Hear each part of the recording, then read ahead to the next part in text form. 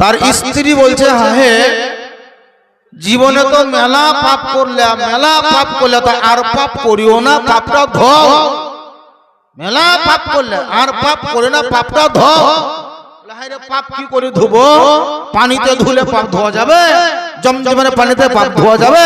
বলে পাপ ওইভাবে ধোয়া যায় না। তওবা করো, আল্লাহর কাছে ক্ষমা চাও, আর যদি পারো ওই দেখো বড় পীর সাহেব আছে, ওই বড় পীর সাহেবের কাছে একটু মুরিদ হও। বড় পীরের কাছে মুরিদ হও। এই মুরিদ কাকে বলে জানে না, পীর কাকে বলে বুঝে না। কিন্তু বাড়ি ওলির যে একটা জ্বালা, অনেক মানুষ আছে দেখবেন পুরুষ জীবনে কোনোদিন নামাজ পড়ে না, কিন্তু বাড়ি ওলির জ্বালাতে সপ্তাহে একদিন জুমার নামাজ পড়তে যায়।